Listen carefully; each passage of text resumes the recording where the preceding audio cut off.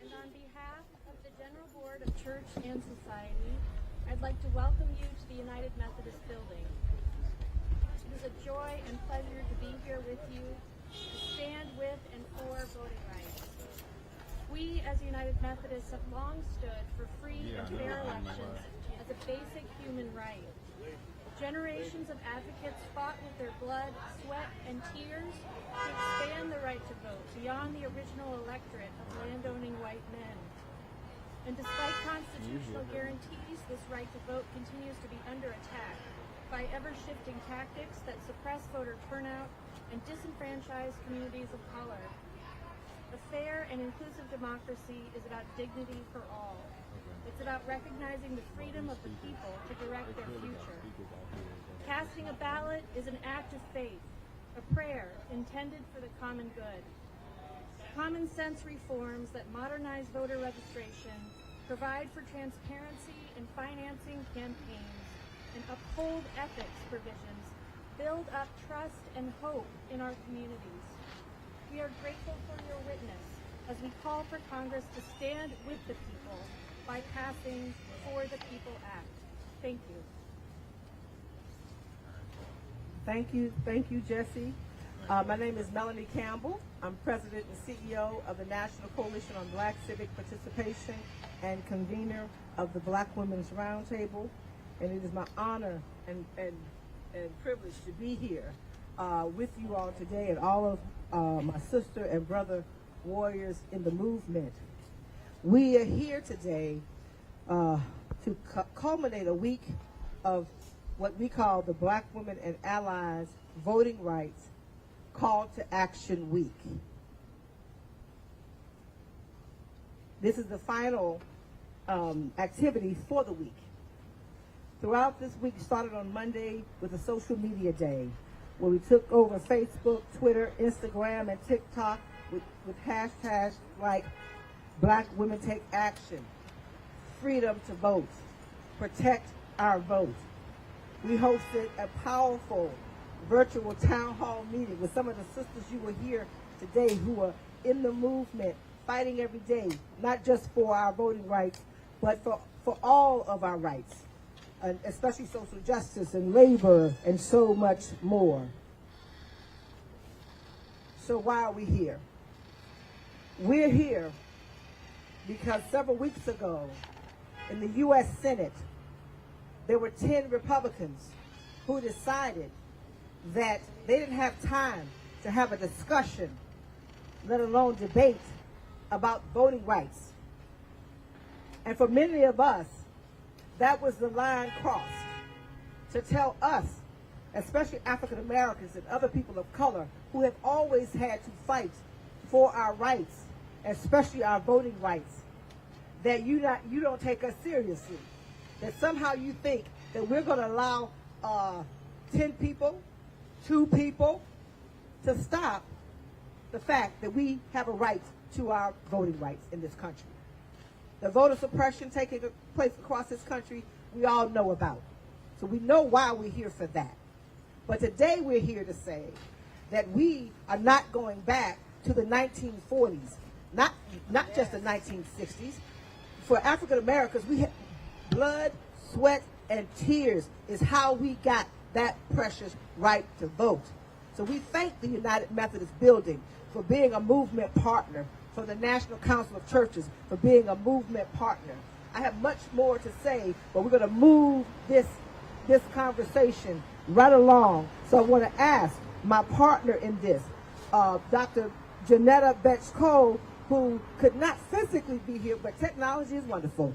We have her on the line down in Jacksonville, Florida, and she will bring remarks, and following her, we will have inspiration from my sister, Reverend Leslie Dwight, National Programs and Outreach Manager for the National Coalition, and Bishop Leah Daughtry, co-convener for Power Rising. And then I will bring up my sister Cleola Brown, from the President and CEO of the A. Philip Randolph Institute, who will help me move this press conference along and this speak out today.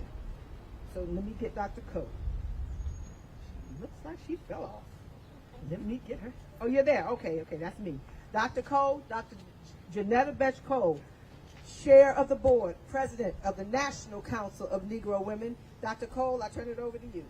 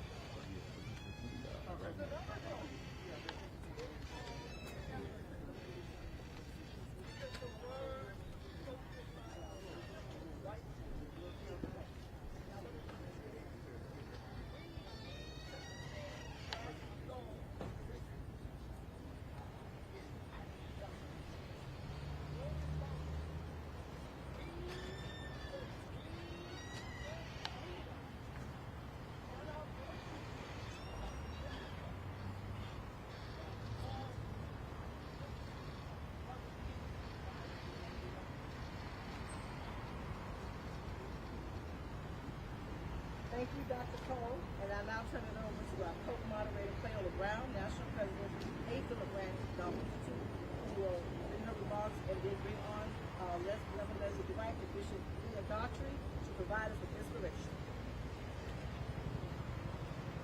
Thank you, our sister Melanie Campbell, the leader beyond comparison.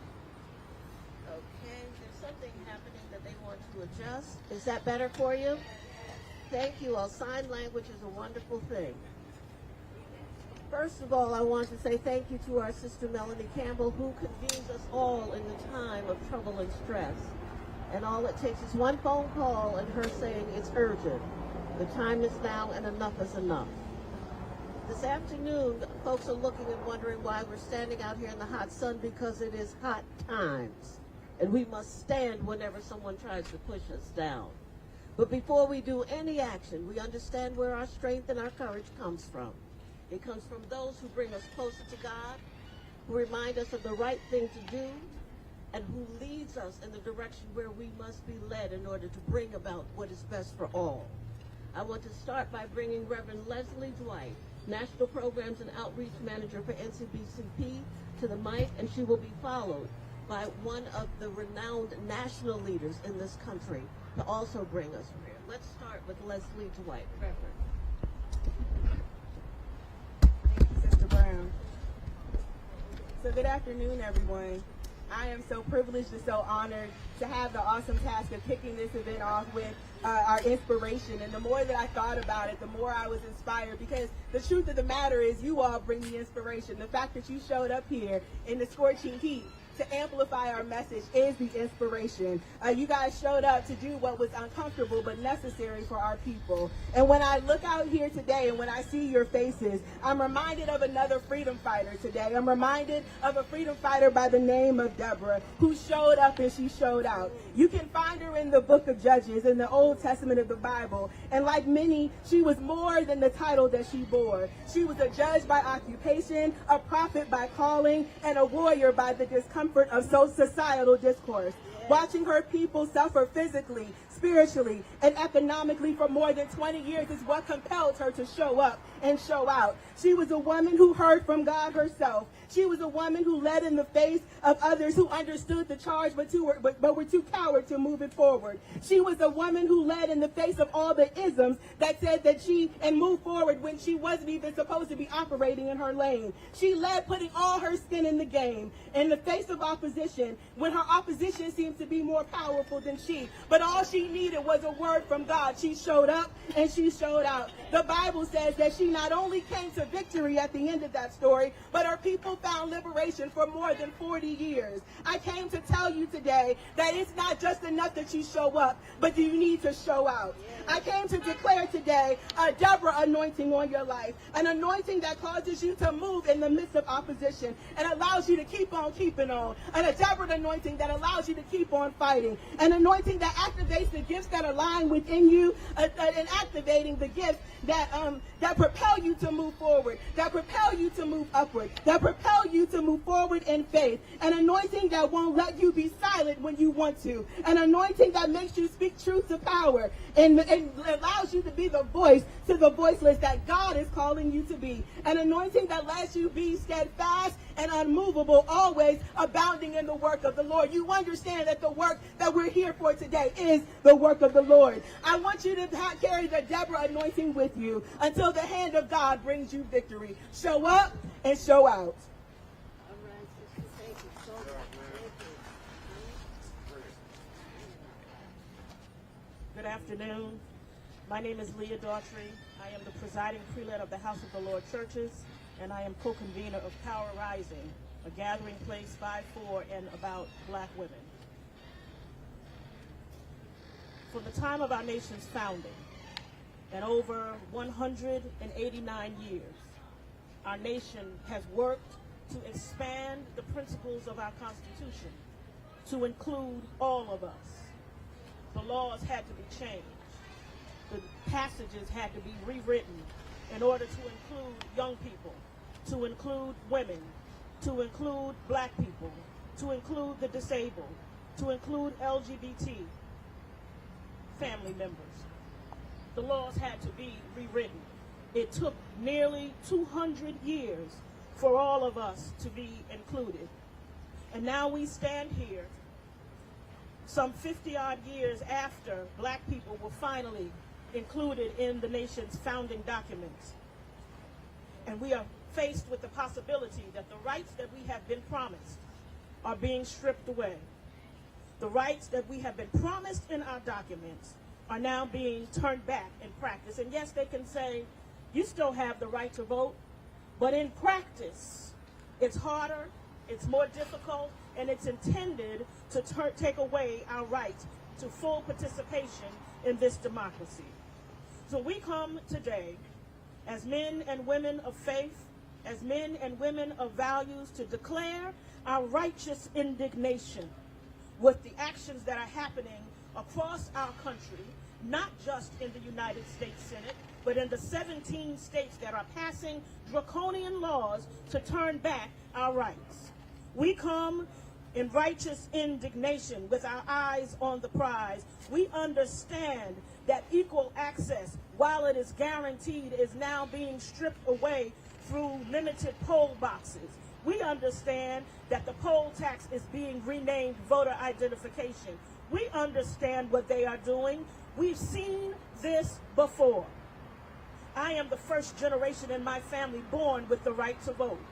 We've only had the right to vote about 50 some odd years, so I'm not interested for myself, for my family, for my nephews, in seeing these rights stripped back. But if I have to fight, I'm ready for the battle. We are here with our righteous indignation to insist that our laws include all the people, regardless of race, regardless of sex, regardless of gender identity, regardless of sexual orientation, regardless of bodily ability. We insist that our nation's laws include all of us.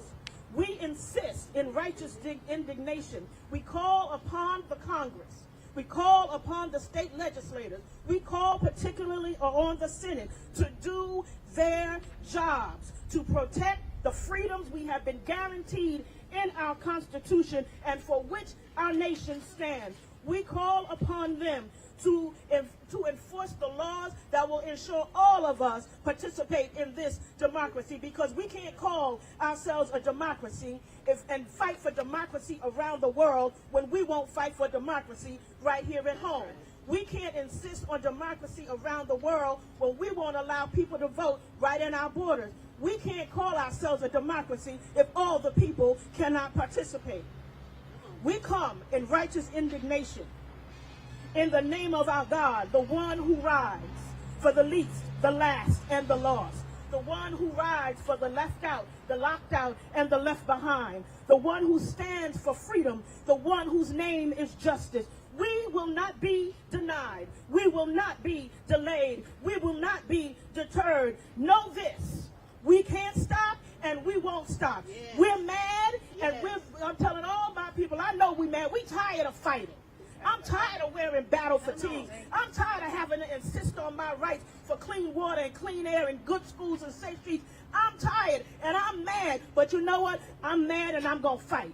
I'm mad and I'm going to vote. I'm mad and I'm going to march. I'm mad and I'm going to protest. I'm mad and I'm going to show up. I'm mad and I'm going to stand up. I'm mad and I'm going to do everything I have to do to ensure that the promise of America is made the practice of America. Amen. Amen. Thank you, Bishop. Thank you, Bishop. Thank you, Bishop Leah Daughtry and Reverend Leslie DeWhite. We thank you so very much. Next, we will hear from the Texas delegation. Say all roads to voting rights are coming up from the South and the Southwest.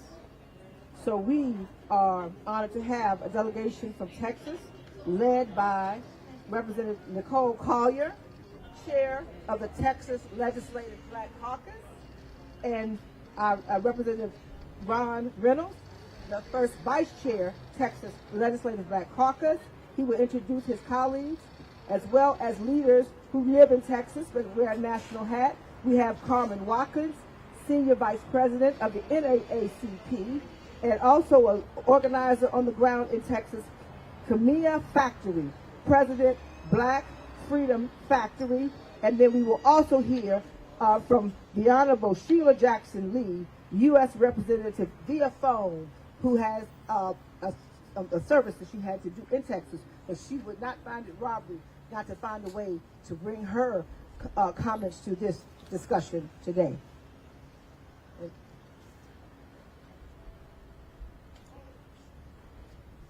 Good afternoon. My name is Nicole Collier. I have the honor of chairing the Texas Legislative Black Caucus, and I brought reinforcement. With me today is our Vice Chair, Representative Ron Reynolds. We have Representative Yvonne Davis from Dallas County. We have Representative Retta Bowers from Garland. We have Representative Cheryl Cole from Austin, Texas. And we have Representative Sean Theory from Houston, Texas. Now, this is just the small delegation that we have. We have over 50 members here in Washington, D.C. We want to thank President Melanie Campbell, the hardest working servant leader around in this country. We want to thank her for keeping this message in the forefront. We know that what is at stake is your right to have fair and free elections. A line has been drawn in the sand, and we are not going to let them hold us back. We know that when we vote as people of color, we win and we see change. And that's what needs to happen in this country. We need to have change because there's been a concerted effort in over 32 states to silence your voice. But we won't back down. We will stand ready to continue to talk with our federal counterparts. We need your help. Contact your congressperson, your state your federal congressperson. Contact your United States senator. Let them know we need them to take action. We need federal intervention. My mom used to say there's some times where there's more month at the end of the money. That's where we're at. Our backs are against the wall. We're out of time. We need the federal government to act to provide model legislation to carry us through. So we're handing the baton off to the federal government to pass legislation. You use your voice, contact them, Ask them to work together and make a change for all of us across this nation. Now I want to introduce my counterpart in the legislature, Representative Ron Reynolds, to bring you some words. Thank you, Chair Collier, and all of our colleagues that are here from the Texas Legislative Black Caucus.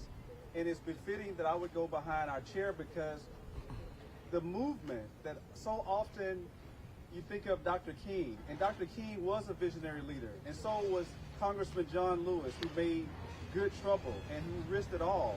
But really, the backbone of the civil rights movement was black women and the church, the clergy. But let me just say that far too often our history books don't focus enough on Dorothy Height. They don't focus enough on Fannie Lou Hamer, who really risked everything so that she could break Jim Crow laws that once prevented people who looked like us from serving public office. We know what Rosa Parks did. She really was the mother of the civil rights movement. It was the catalyst that really led to the Montgomery bus boycott. And so we stand on the shoulders of black women who have been the #1 voters in the country, even eclipsing white Anglo men for the highest demographic in voting. So I salute my sisters, and that's why I'm so grateful when Congresswoman Sheila Jackson Lee said to Chair Collier and I, will you guys show up? And we said, of course we will. And thank you, Congresswoman Sheila Jackson Lee, and all of the other congressional members for being on the right side of history. See, Congress has done their job, led by the Congressional Black Caucus. They passed H.R. 1. They were the leaders. And now, as Chair Collier said, we're impressing upon the Senate the fierce urgency of now.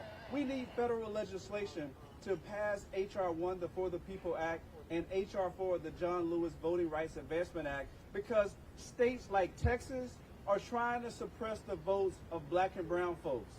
You know, I see my frat brother Roland Martin out there, and we were talking the other night about how in Texas, and he's a Texan, you know, in Fort Bend County, we had whites-only primaries.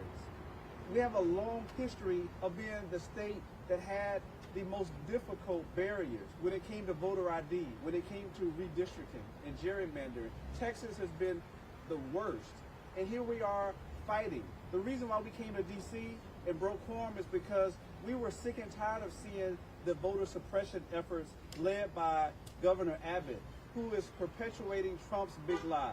And so we stand here today united in solidarity as the Texas Legislative Black Caucus and joining with all of these groups and advocacy groups on this day of action, calling upon the U.S. Senate.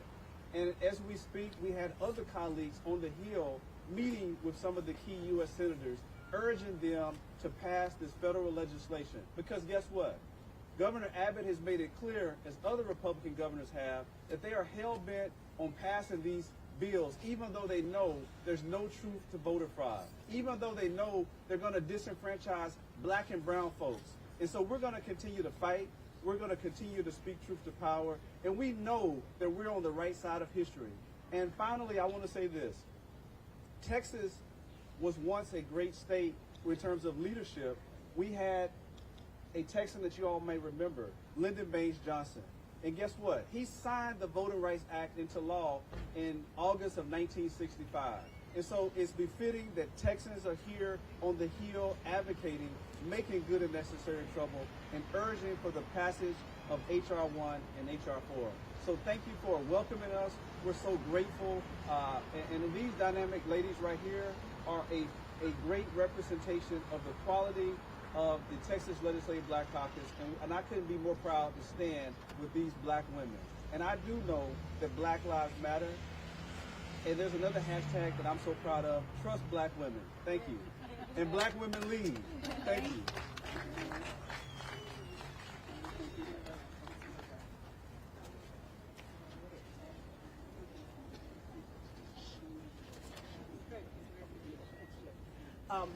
We have Congresswoman Sheila Jackson Lee from Texas 18, who is on the line. Congresswoman, thank you for joining us. I thank you, my sister. I could not be kept away, though I'm keeping the home ground taken care of down here in Texas, where the center of the battle is. But I am delighted to be able to join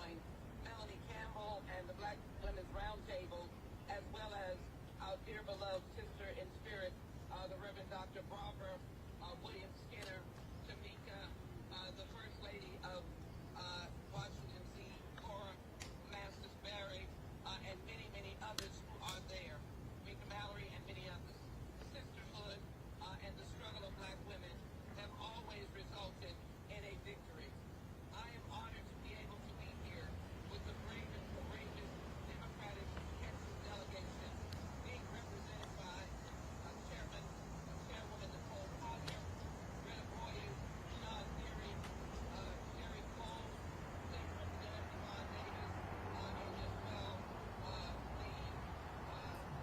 massive numbers who have come up who are scattered across in their fight. Again, thank you, Chairwoman Collier. Thank you, Representative Reynolds, Representative Cole, Representative Theory, Representative Boyce, and Representative Davis. The fight that I'm standing with you on is to acknowledge that we can't go back. We cannot go back to an era of imperialism, of denial. We cannot go back to the era of violence. But what I will say to you is the idea of nonviolent disobedience is what we must engage in.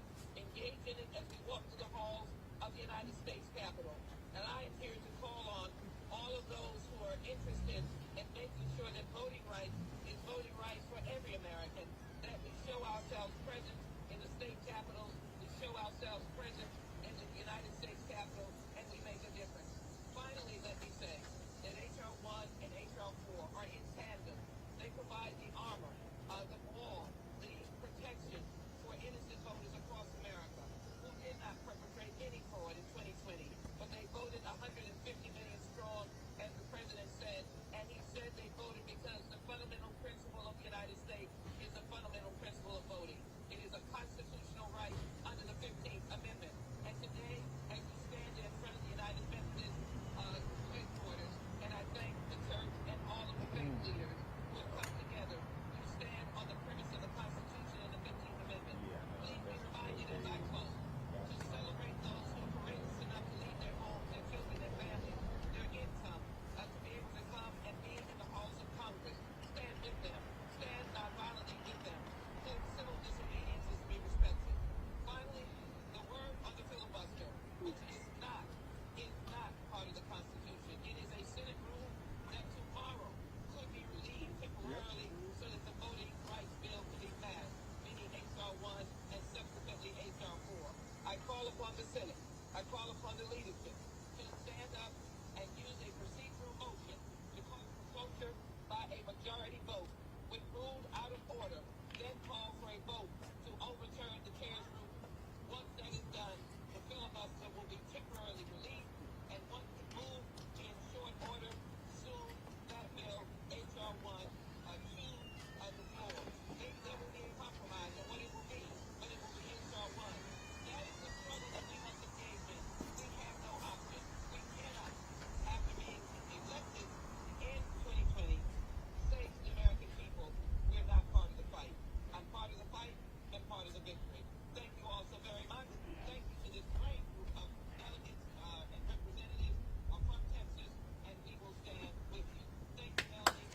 Thank you, all of you. Thank you, Congresswoman. And thank you all so very much. And we are with you. We are with you. We are with you. We are not just ready to fight, we fighting with you. Yes. Thank you so much. Thank you for the Texas delegation. And now we have two other leaders from Texas who are doing the work. Carmen Watkins, Senior Vice President of the NAACP, and Kimia Factory, President of Black Freedom Factory. Thank you, Mel, and thanks to all of you for taking the time today to address such a critical issue.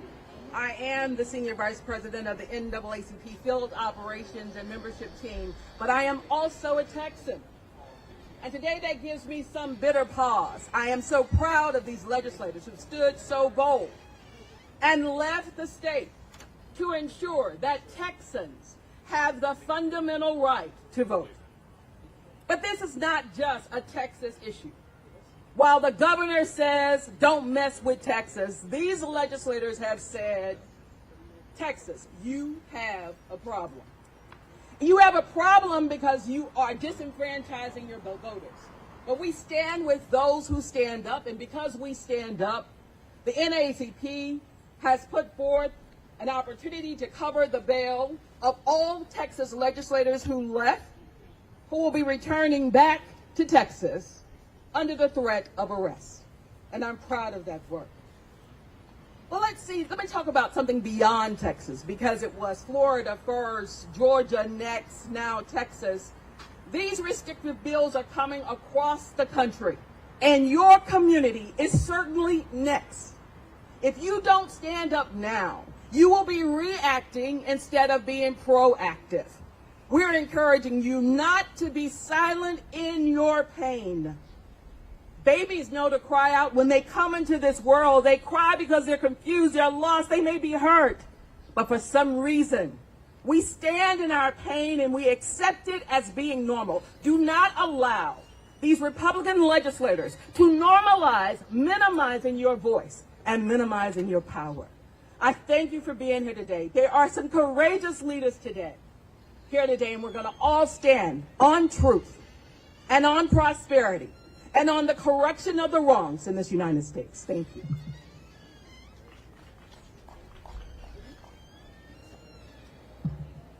Hello, everybody. My name is Camilla Factory. I am the executive director of the Black Freedom Factory based out of San Antonio, Texas, and I am honored to stand here today and continue the fight of our ancestors. The legislators take one thing for granted. In fact, they take multiple things for granted, and that is the vote of the youth, the vote of the formerly incarcerated, the vote of single mothers, the vote of their children. Legislators take for granted the blood, sweat, and tears of our ancestors who once marched on that very hill that I have the privilege of standing on today. But is it a privilege to fight a fight that our ancestors would hope that would by now be over? Is it a stretch to dream? Is it a stretch to imagine Afro futures free of Jim Crow voting legislation, where indigenous people will have their land back, where the trans liberation will ring from the highest mountains? Can you hear me, President Biden? Can you hear me, Vice President Kamala Harris? Can you hear me, Republicans all the way from Washington, D.C. in the state of Texas, as I stand here today and I declare that that is a suppression session. It is suppression being enacted in the name of transphobia, homophobia, anti-blackness. We stand here today unified, now more than ever, because we know that we are far from the horizon of what this country was supposed to be founded upon, the principles of democracy. We are here to show the nation what democracy looks like. This is what democracy looks like, because one thing will remain true for the future of the United States of America, and that is that the power is in the people. You can have a constitution, you can have an amendment, you can have a bill, but none of those things will function without the people. Legislators, I urge you to no longer take the vote of the people for granted. Single mothers, pregnant teens, low-income families, segregation, and redrawing lines is something that will never hold us back. They cannot hold us back. They cannot hold our power back. Because like I said, the power is in the people. Let freedom ring, like Dr. Martin Luther King Jr. said, from every rooftop. We will show up to the polls. We will show up in our classrooms to educate our youth on critical race theory. We will show up on the streets to march for democracy in the name of George Floyd, Breonna Taylor, Philando Castile, Charles Roundtree, Marquise Jones, Anthony Scott, Tamir Rice. Let freedom ring. Thank you.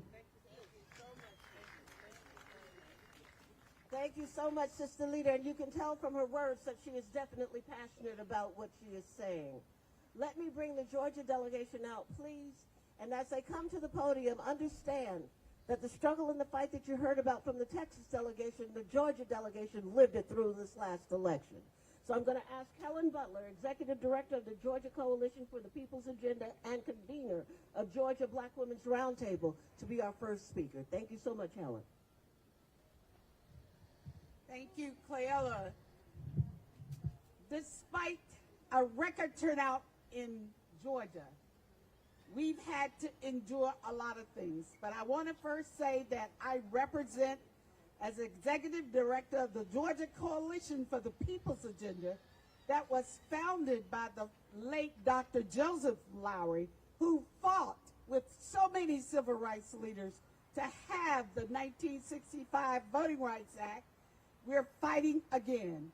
And despite that record turnout that we saw in 2020 and 2021, Georgia had to be the model of Jim Crow 2.0 voter suppression, taking back, making voting difficult, putting barriers in place, reducing the early voting days, making ID for absentee balloting process, criminalizing us for assisting voters. Everything that you want to happen that is wrong, Georgia is making it happen. But guess what?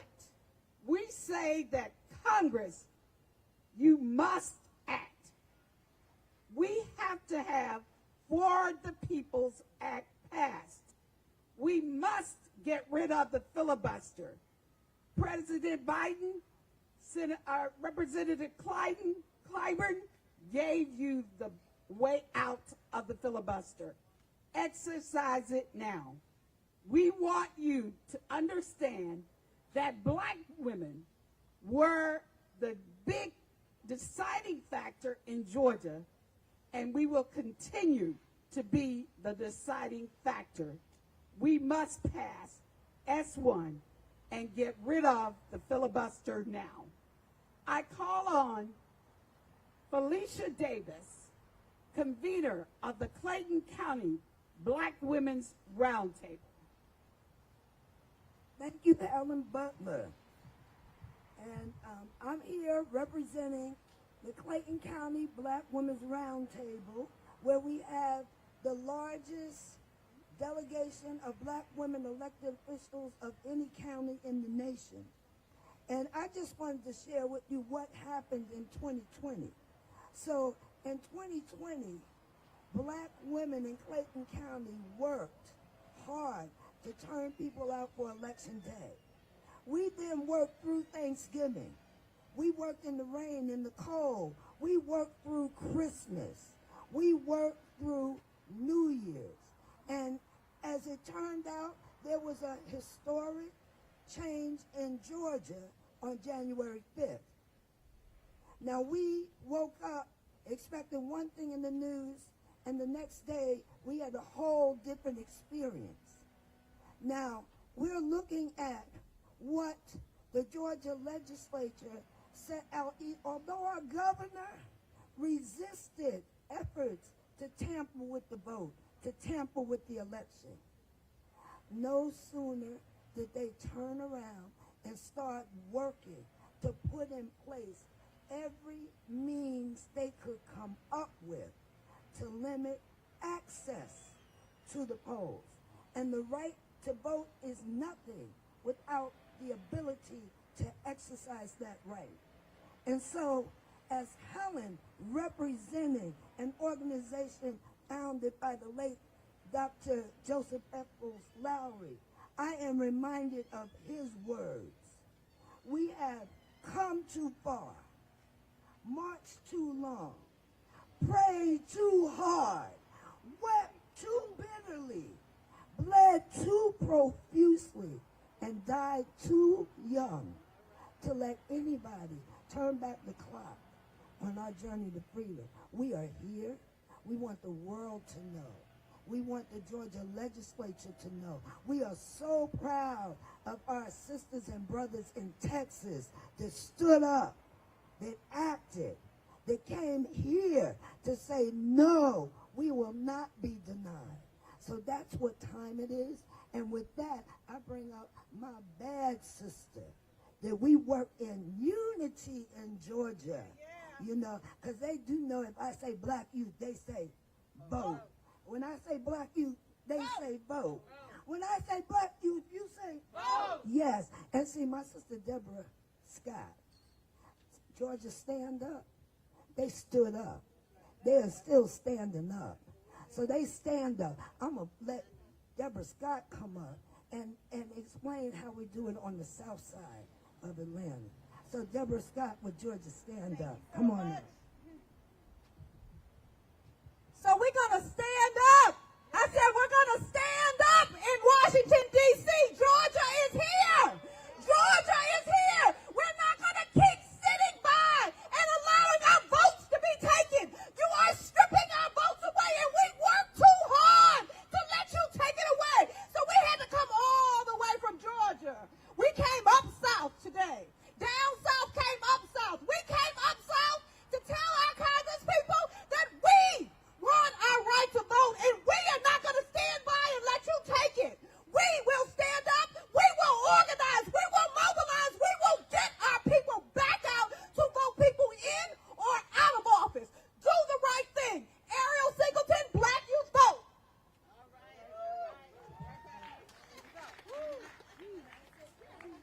When I say black youth, you say?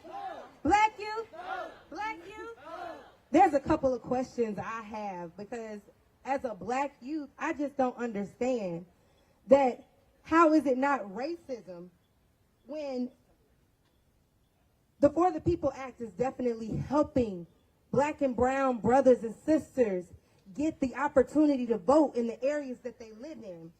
How is it not transphobic when there's an answer in the For the People Act that allows you for people that are not comfortable with their ID to have a signed affidavit or something that says, without perjury, I am ready to vote? How is it not ageism when there's students on campuses that aren't able to vote and there's nobody sitting there advocating for them to help them vote on campus?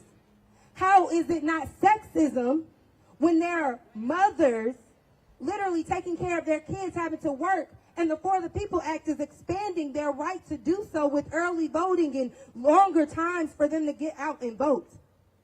All of the answers to everything that we've been trying to figure out, how are we going to get out there and vote, how are we going to do it, has been answered in the For the People Act. But yet a filibuster has come and has tried to set those questions and those answers aside, and I just can't, as a young person, allow that to happen. This is un-American when the Declaration of Independence says life, liberty, and the pursuit of happiness. As a young black woman, I need my life. I have to be able to vote to be able to say, this is how I want my life to pan out. It is my liberty and my freedom to do so and to pursue the happiness of being able to look around and say, my country and my America is just how it sees fit for me. It's being right now threatened. So I'm sitting here saying that we are standing up. Black women are out here taking action. It is not by choice. It is not by force that we're out here to do this. This is just our right. Years ago, when there was a song that was written that said, yet with our steady feet have not our weary beat. It said, until victory is won. Come where my father sighed. Why is it that I am still sighing with my fathers when they sighed hundreds of years ago? By now, they should be looking down at me saying, my work is done. However, I'm sitting here still having to work, having blisters on my feet, getting this hot sun, because y'all, it is hot out here. Having to say what they were saying was not right is still not right for me. So we're saying, I need you to exit stage left when it comes to this filibuster and do what it is right. For the people is who we stand for, right? We're standing for the people, right? So when black youth vote, we're voting. We need to stand up to do that. So I need you guys to pass the For the People Act right now if you're really for the people. We're going to test that and see, are you for the people? Because right now, how is it not that you're for the people? I'll leave that question unanswered. I'll let you answer that when you decide whether or not you're going to move this filibuster aside and pass this For the People Act. Thank you so much. And now we have. Hello, everybody. I am Legacy, and I will make it short. I am Legacy only because I stand here as the direct seed of a young activist who almost died in a Marion, Alabama jail cell. I stand as the direct seed of a pregnancy that went forth from a young activist who participated in the Tuscaloosa, Alabama march. I stand the Children's March in Tuscaloosa. I stand because my parents, the late Reverend James Orange and Mrs. Cleophas Orange, fought a fight that they never thought that I would have to fight again. So who would have thought that I would have to say, protect my vote, when they almost died getting the right to vote? Ladies and gentlemen, you can throw it at us what you want. We are not to be deterred, because the bottom line is, he poured in, Reverend James Orange poured in to a group of people, especially a group of women. He empowered a group of women to take over this city, your city, my city, this state. So we're coming for you. You should do the right thing. Pass for the People's Act. Don't forget all that John Lewis stood for. But don't forget that there are people that you have the right to make it you have the responsibility to make this power of the vote ours. Yes. Don't forget. That's right. I bring up to you the late Miss Hillary Holly. She is the executive director of she's the executive director of the organization that is taken under attack because of their leaders. We cover them in our Georgia statehood. She is the executive director of Fair Fight, held by the beloved Stacey Abrams. Hillary, take it on. Good afternoon, everybody. So, as wrapping up what you've heard in speaking on behalf of Georgians, Black people, brown people in Georgia showed up. At one point during COVID, we had the third highest death rate per capita in the world in Southwest Georgia. People don't have broadband. People don't have jobs. And everyone showed up and waited in 8, 7, 4-hour lines. We had people passing out while waiting in line. We have Black elected officials now under direct attack, like Ms. Helen Butler, for doing their jobs. We have election workers who are having to go into hiding because right-wing people that are attached to the Republican Party are threatening them. Democracy is under attack, and it is something that we cannot out-organize. I know that we were able to out-organize voter suppression in 2020, and we were barely able to deliver a trifecta, barely. But the landscape has changed. And as we have now seen, it is not just Georgia. I come in here in solidarity with people in New Hampshire. The last U.S. Senate race in New Hampshire was won by almost 1,000 votes, carried by young voters. And guess what they're doing in New Hampshire? They're coming after young voters. That could honestly change the makeup of the U.S. Senate next year. In Alaska was determined by Native voters. They are under attack based on anti-voting bills in their state and the recent SCOTUS decision. Arizona, Nevada, massive battleground states. In Pennsylvania right now, they are trying to take over election boards. They are trying to intimidate voter workers. We're seeing it in Michigan. And in real time right now, I was on the phone with colleagues in state of Georgia because they are trying to come after Fulton County, city of Atlanta right now. They are coming after us. So as I say, we are at capacity, not just in Georgia, but in at least a dozen states across this country. And our senators in Georgia cannot come back home to our voters who delivered this country a fighting chance and say that Congress didn't do everything that they can to protect their right to vote. So I call on Congress from a desperate plea to please do what's right and pass the For the People Act before the end of August. Because at August, the next battle comes and is redistricting. And the For the People Act can also provide us help when it comes to redistricting. So the time is now. We don't have until December. It's right now. So thank you all for having me, and we call on Congress to pass the For the People Act right now. Thank you.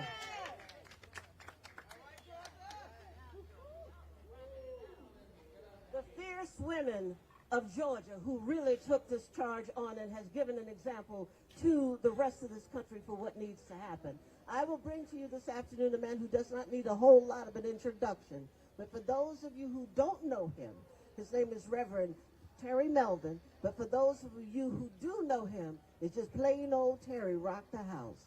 Speaking on behalf of the Coalition of Black Trade Unionists and for Labor this afternoon, Reverend Terry Melvin. Good afternoon. Bring you greetings from the International Coalition of Black Trade Unionists, from the AFL-CIO, the New York State AFL-CIO, representing 2.5 million working families in our state, in our great state. We come to stand with black women all over this country. We come to stand up and say voting rights is everybody's rights. Voting right is a civil right. When these founding fathers put together this country, there's nothing in the founding documents about a filibuster. But there shows something in the founding documents that say we hold these truths to be self-evident, that all men are created equal, that they're endowed by their Creator with certain inalienable rights, and among these are life, liberty, and the pursuit of happiness. We cannot pursue happiness when they're trying to take away our vote. We cannot pursue happiness when we worked so hard last year to make sure that black and brown and women votes were taken, were done around this country, and we delivered. We delivered the victory in the House. We delivered a victory in the Senate. We delivered a victory in the White House. And in January, we sealed that victory in the Senate. But in sealing that victory, we cannot allow a simple minority to come and take away all the blood, sweat, and tears we put into exercising our right to vote. We want to say to the Senate, take that filibuster and throw it out the window. 51 is 51. I don't care if you're Republican or Democrat, whoever's in charge, you ought to be able to have victory in whatever is put forth. So we need the filibuster thrown out. And why? Because if we get the filibuster thrown out, we can deal with these ancillary issues that are going on. We can stop states from coming up with these anti-voting laws that are going on all around these countries. We can put the People's Act into law. We can put the PRO Act into law. We can put the Public Service Freedom to Negotiate Act in law. We can use the voice that we did on Election Day. We ought to use that, and our politicians that we put in office ought to use that. Simple majority ought to rule. Get rid of the filibuster. Let our votes be heard. We go around this world telling everybody one man, one woman, one vote. Well, we ought to do the same thing here in the United States of America. One man, one woman, one vote, and our leaders ought to do the same thing. Get rid of the filibuster. Let's pass the For the People Act now.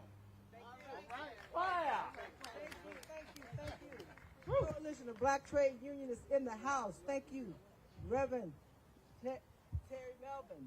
Now we will hear from, and this is Black Women and Allies, so we are so thankful that our brothers are with us.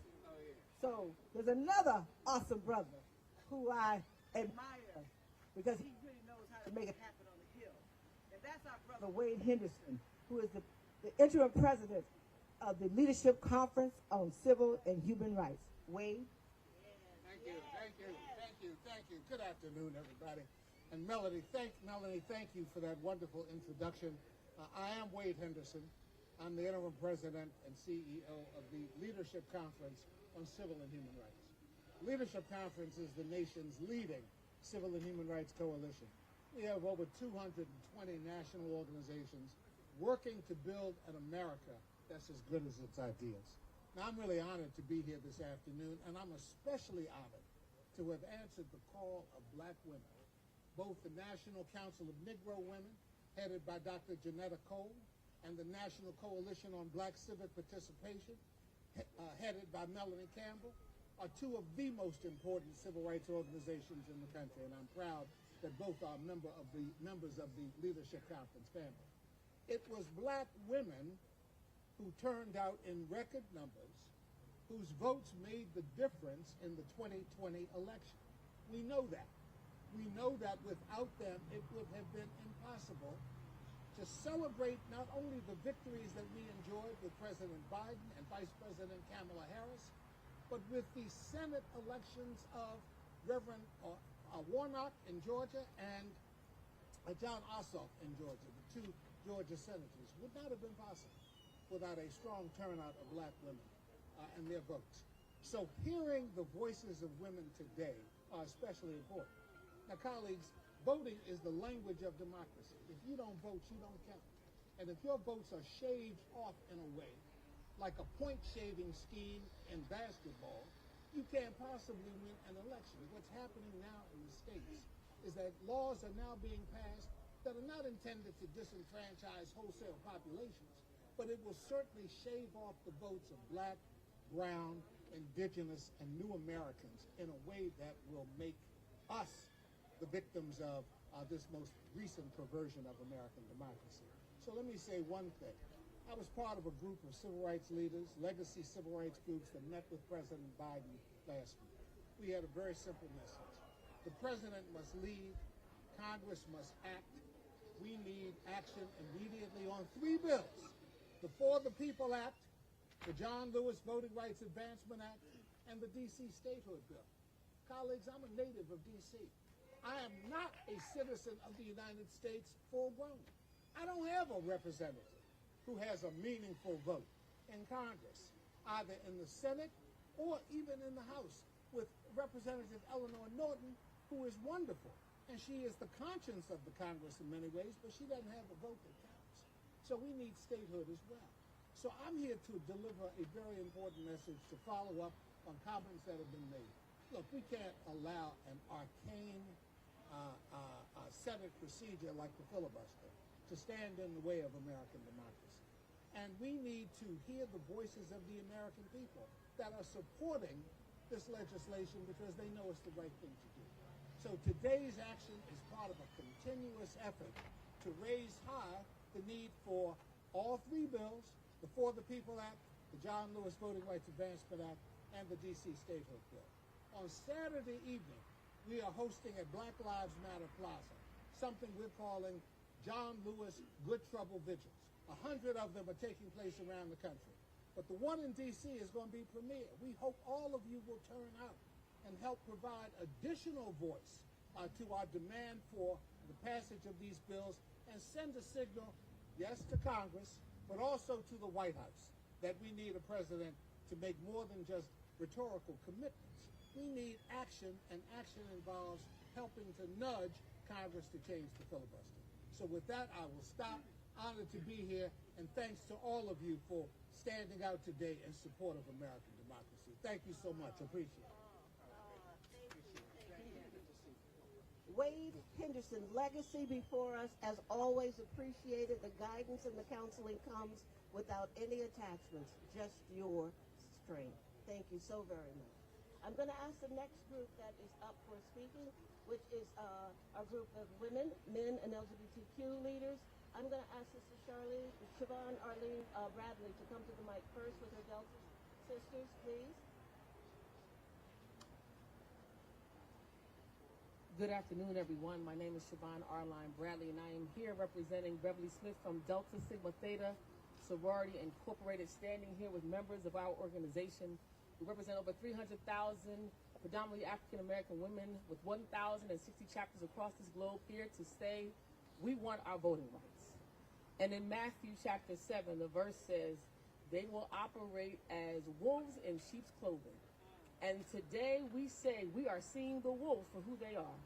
Delta Sigma Theta stands for voting rights. We have stood the test of time for over 108 years. And today we stand to see the wolves for who they are. The state legislatures across this country have shown themselves to not care for black communities, to not care for even the American dream, which is to have the right to vote in this country. If we don't have our voting rights, we don't have our human rights. If we don't have our voting rights, we have nothing. So today, my sorors of Delta Sigma Theta Sorority Incorporated, with leaders like Cora Masters Berry, like Joyce Beatty, like Adjua Asamoah, like leaders across this country, across this globe, we stand united, locked hand in hand with brothers and sisters to say, We want our rights. Pass this legislation, or else you will see black women, black communities, and black leaders rise up until victory, liberty, and justice for all is won. May God bless you, and know that we will not stop until we reach our goal. All right. Will not stop.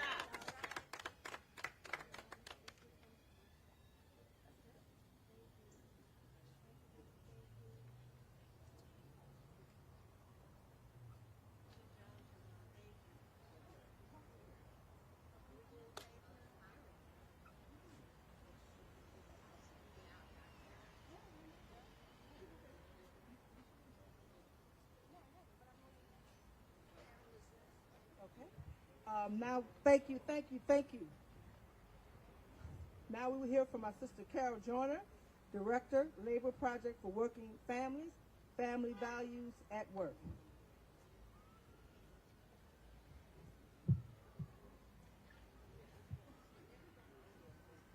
Thank you, Melanie Campbell, our sister leader who always sounds the call for action, for bringing us together today to tell us the truth about the democratic elections we held in 2020, where we saw record voting, zero fraud in the midst of a deadly pandemic, where people risked their lives to vote because their lives depended on it. You've brought us together today to tell the truth about the bogus claims of fraud that have led us to a nationwide attack on our voting rights, with tons of evidence showing that the big lie is just that, a big lie. You've brought us together to tell the truth about what is at stake if our voting rights are dismantled, taking us back to Jim Crow era voting. And be clear, the stakes have never been higher. We are on the road to prosperity, and we will not go back. Because of this past election, America has seen better management of COVID-19 pandemic, with a significant majority of adults across the country having at least one vaccine. It's why we're seeing declines in hospitalizations and declines in deaths all over the country, except in those regions of the country where the other big lie persists.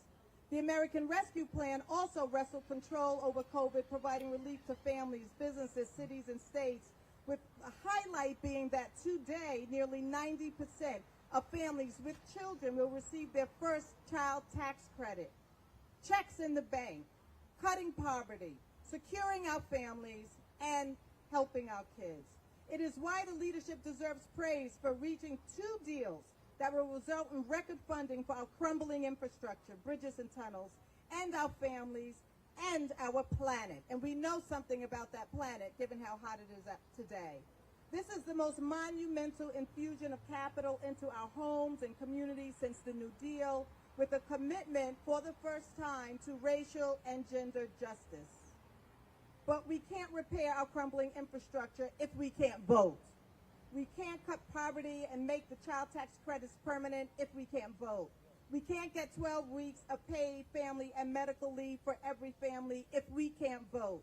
We can't cool this planet down by passing laws that end fossil fuel use if we can't vote, and we certainly can't make corporations and billionaires pay their fair share of taxes if we can't vote. The list goes on. Voting is fuel for our just economy and power for family prosperity. We've been brought together today to call for passage of the For the People Act and for ending the filibuster, ensuring our ability to vote for elected officials who put people before profit and the nation before partisanship and greed. This is our charge. We will not wait. We will not stop until it is fully protected, until our vote is fully protected by Congress. Thank you.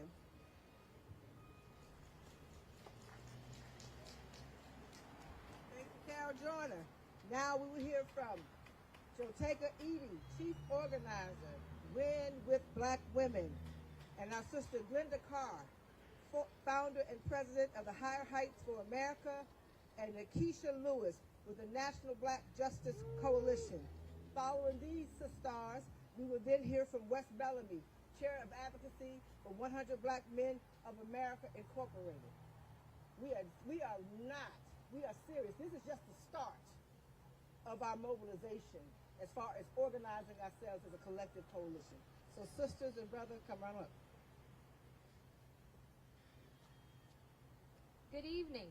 My name is Joteka Edie, and I stand here representing hashtag Win with Black Women. Win with Black Women is a united collective of black women representing every industry in this nation.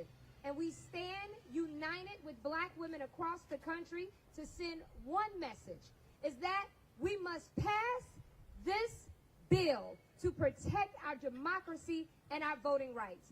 We have seen this aggressive attack on voting rights before, and we know why it is coming. We know it is to attack the power of our vote. We know it is to attack the power of our ability to pass comprehensive health care for all, for our ability to ensure that we have a climate in which we can all breathe, our ability to ensure that our educational system is fair, and our ability to ensure that our economy works for us all. But what I would tell you is that black women since the beginning of time have always done what we needed to do when we needed to do.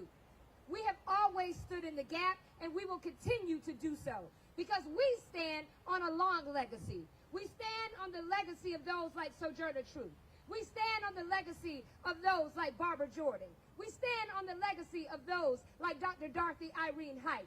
We stand on the legacy of those like Fannie Lou Hamer, who said, I am sick and tired of being sick and tired. And today, we are sick and tired of being sick and tired. So we will not stop marching. We will not stop registering voters. We will not stop voting. And we will make sure that every single member of Congress, that they hear our voice loud and clear, that we will not ever give up, that we will be clear in our message, that we must protect our democracy and we must make voting an ability for everyone. Long gone is the time where legislators get to choose their voters because we put them in office and we will put them out of office if they continue to violate our voting rights. We stand united, and we will not stop fighting. Thank you.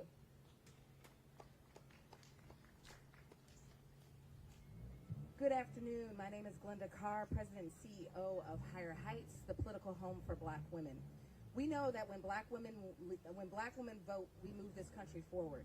Black women have been the architects of our democracy from the suffrage movement to the civil rights movement to today. The 24 million black women in this country are demanding our return on our voting investment. And for a country that should be leading in expanding voting rights, we find ourselves fighting to protect the very rights we've been working on for decades.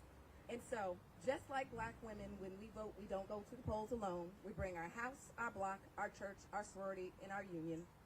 That is what we're going to do to organize, to have a conversation and demand that our state legislators and our congressional members hear that we just don't mobilize to go to the polls. We are going to mobilize our house, our block, our church, our sorority, and our union to make phone calls, to join rallies like this, to call, to email, to tweet, to TikTok, to show that democracy doesn't begin and end on Election Day. In fact, it begins. And so we have work to do as black women. And I'm so excited to rally with black women from across this country and black leaders to show the power of black women 365 days a year. And so I look forward to working with my colleagues to ensure that we are organizing our memberships to call on this Congress to expand, in addition to protect, expand voting rights. We should be the innovators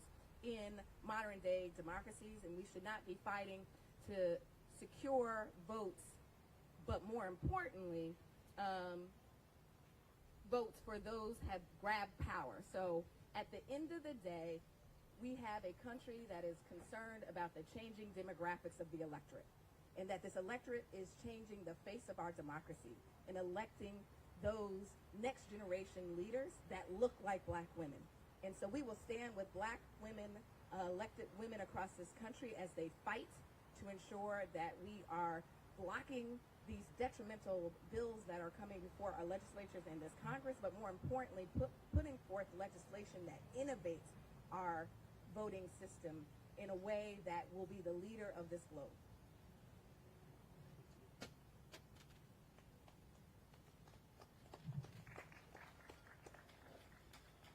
Good afternoon. My name is Nikisha Lewis, and I'm an advocate with the National Black Justice Coalition, which, as I'm sure some of you know, is the nation's leading civil rights organization for Black, LGBTQ, and same-gender loving people. As my community and I sit here waiting still for years and years for the passage of the Equality Act, this particular attack on voting rights is a significant attack on our lives. We already live at the margins of society. And our voting rights is one of the only rights that we have to ensure that we have a democracy that truly represents us and affirms our humanity. Black, LGBTQ, and same-gender loving people live in very transient situations. Some of us pushed out by our families or dealing with housing insecurity of another nature. And so the inability to be able to use provisional ballots and to be able to really the ability to be able to organize our people wherever we are so that we have a unified and an amplified voice is severely at stake. And so we need not only those of you who believe in voting rights, but those of you who believe in humanity to stand with us, to demand that we get to live free in this country, to believe that we get to have a voice that will give us access to housing, a voice that will give us access to equal opportunity at employment, a voice that would allow us to really, truly achieve the American dream. And so I ask you, if you really believe in the power of the people, that you also make space for the Black, LGBTQ, and same-gender loving people. As my sister Glenda said, Black women show up, and they show up for everybody. And Black women are queer too. Black women who raise families together with other Black women are disproportionately affected. And so make space for us, and hear us, and know that we are in this fight through and through, until truly justice is achieved for all of us. So we ask not only for the passage of the John Lewis Act, but we also ask for the passage of the Equality Act, knowing that our entire lives are at stake. Thank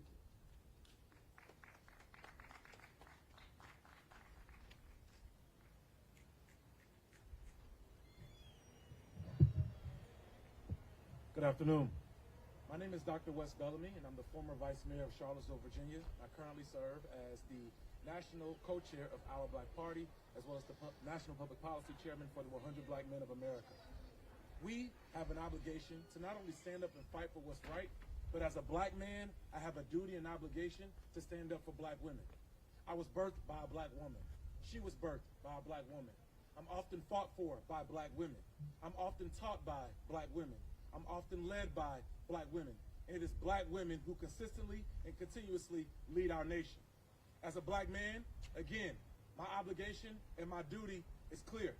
Not only stand and support Black women, but stand behind them, stand beside them, lead them if need be, but do as they see fit in order for our nation to move forward. The Voting Rights Act is one of the most consequential acts in which we will ever see in our lifetime. We as a nation have a duty and obligation to not only stand up for all people, but specifically for those who have sacrificed themselves, i.e. Black women and Black people overall. In order for us to move our nation forward, there's nothing wrong with us being critical of it. Because I love this nation, I have a duty and obligation to hold this nation accountable for not only its atrocities, but call it out in terms of doing better. Right now, today, we're calling on Senate, we're calling on members of the legislature to do better. It's not enough for us to just say simply that only X or Y or Z are not doing their job. More importantly, it's impediment that we all stand together and fight. It was a Black woman, Assata Shakur, who said we have nothing to lose but our chains. It was a Black woman, Assata Shakur, who said when we win, we fight. When we fight, we win. And I'm here prepared to fight. I'm here knowing that we will win. And I hope that each and every single one of you will stand not only with me, but these beautiful Black sisters who've been sacrificing and standing for all of us. Thank you.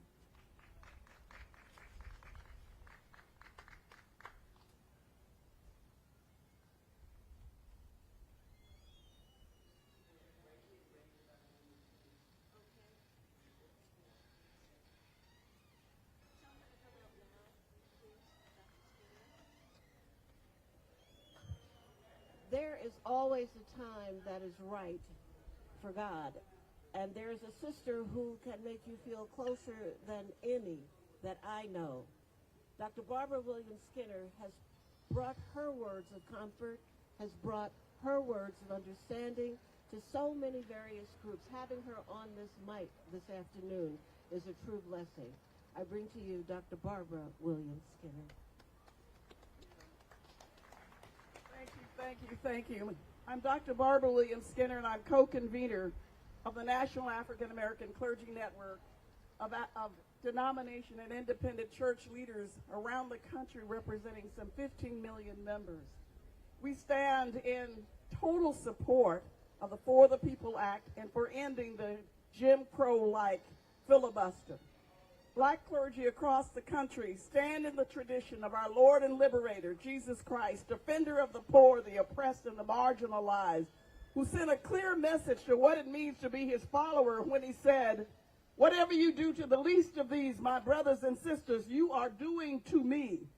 Making voting accessible to all eligible voters is God's business. It's sacred work. It is about the inherent dignity and divinity of every person made in the image of God. And any assault on black, brown, elderly, disabled, poor, student, or any other American's right to vote is an assault on God. It is an attack on the least of these. It is an offense to people of conscience everywhere. In his letter from the Birmingham jail, Dr. Martin Luther King Jr. expressed his extreme disappointment at white moderate Christians when he said they were more detrimental to the cause of racial equality than the Ku Klux Klan. His own words. Well, today, black clergy express our extreme disappointment with white evangelicals who stand in opposition to the very Jesus they claim to follow by supporting racially motivated, undemocratic, and unjust laws.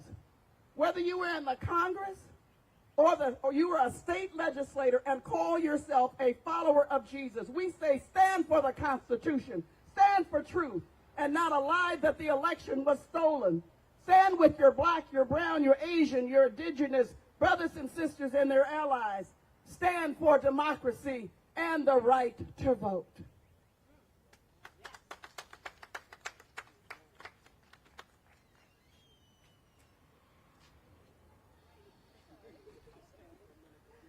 Taking a look at the lineup that's here, there is no one that we can ever bring to this podium that everyone knows except this next speaker.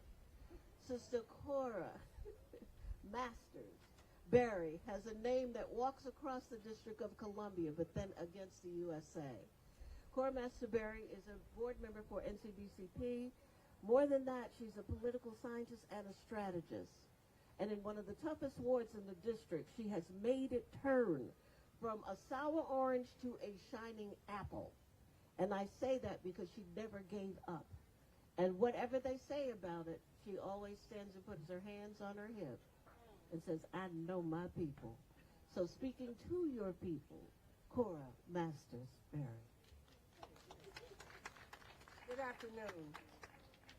She said all she needs to say about who I am, but the most important person that I am other than a child of God, I fight for the liberation of my people. I live in a part of the country where I'm very, very familiar with not having the right to vote. There are so many rules and laws and policies that we don't control because there's a plantation up there that will not allow our people to be free. So first and foremost, I represent the District of Columbia, the last colony. I also want to say as a political science professor and as a person who was a political activist 30, 40 years ago, I am devastated that I'm standing here today. I was there when they put the water hose on us and the dogs. I was there when they locked us up.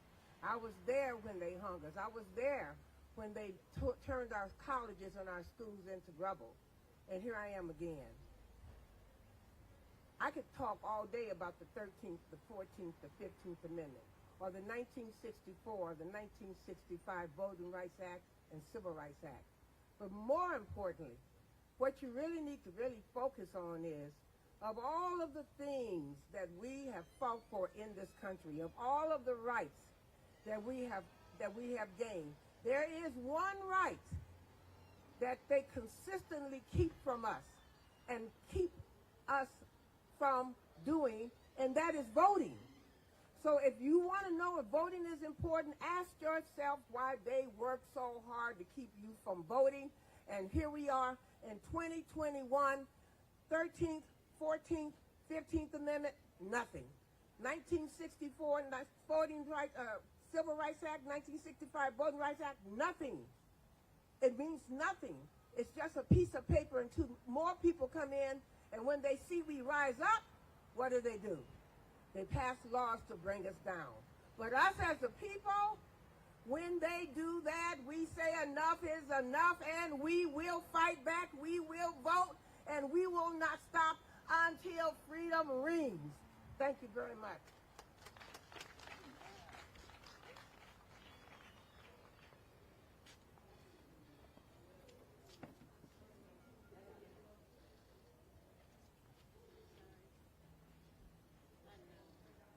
Reverend Andrea, say it for me, darling. Andrea, I'm from South Carolina, so you get the country version of my pronunciation, okay? Andrea Alexander, Associate General Secretary for Advocacy and Action for Justice and Peace at the National Council of Churches USA. That's heavy stuff. Please welcome our sister.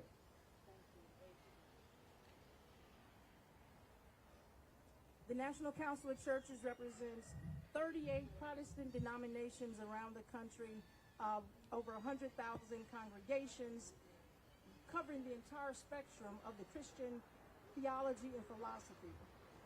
The word of God from the prophet Jeremiah speaks to this moment, saying that they have treated the wounds of my people carelessly, saying, peace, peace, when there is no peace. There has never been peace in this land. Our democracy being under attack is not new. In fact, democracy as a system of government of the people, by the people, and for the people was under attack as this nation was being established. Democracy was aborted before it was ever born. When the all-white male land-owning enslavers, sympathizers of enslavers, and those willing to acquiesce to chattel slavery as compromise, intentionally excluded the first people of this land and people of African descent as part of the we, or the people.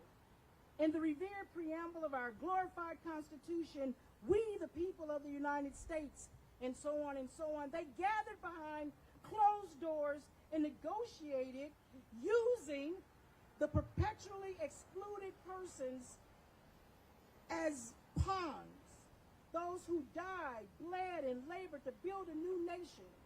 Before then and up to now, we has not included all of us. People has not included all of us. Today, the perpetually excluded will fight and demand that our very humanity be acknowledged, let alone our right to citizenship.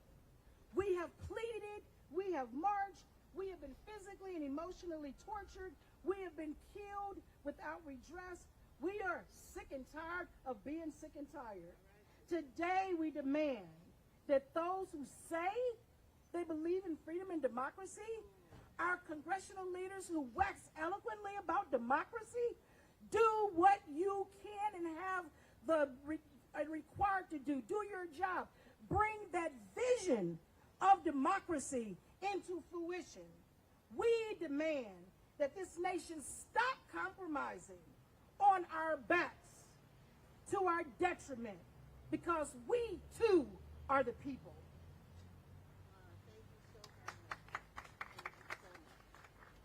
Thank you so very much, sister.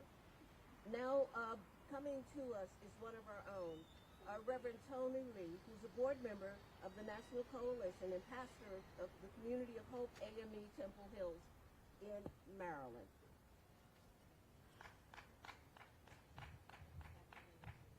My brothers and my sisters, on this day, we have to decide what we're going to be dedicated to.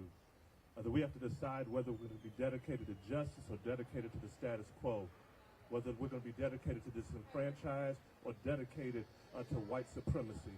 That we have to make a decision in this moment on what we're going to be dedicated to. But not just what we're going to be dedicated to, but dedication then brings determination. What we are determined to fight for. And in this season, we have to realize that when we are fighting for voting rights, this is not just a policy issue, this is a people issue.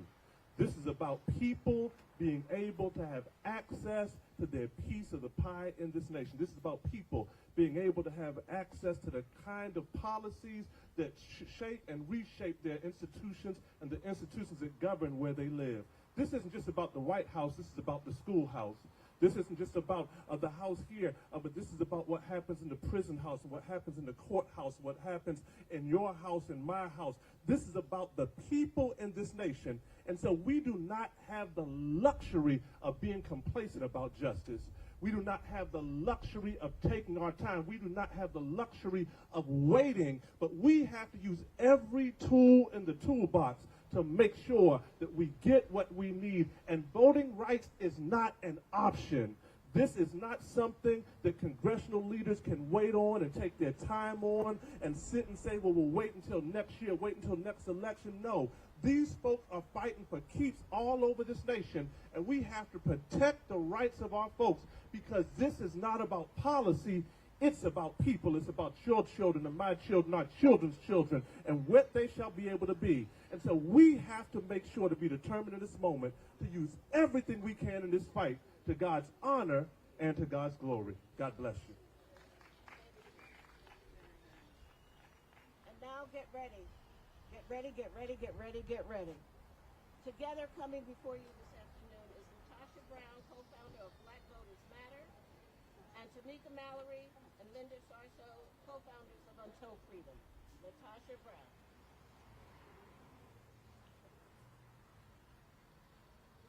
Well, the first thing I did right was the day I started to fight. Keep your eyes on the prize and hold on, hold on.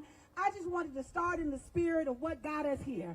Our people 60 years ago in Selma, Alabama, where I'm a native from, literally sang that song. They didn't have government on their side. They didn't even have the political parties on their side. What they believed, though, is they believed in their own humanity. They believed in their agency. They believed in their people. They believed in something greater, right, than what we're standing here for today, but in that same spirit, that we believe that we have agency, that we believe that the people literally all have the right to be able to make decisions about what governs them and who governs them. And we ain't turning around. This is a space that we're saying we don't care what political party, we don't care what candidate is in the Senate, we don't care who it is. At the end of the day, we have come too far and we are not turning back.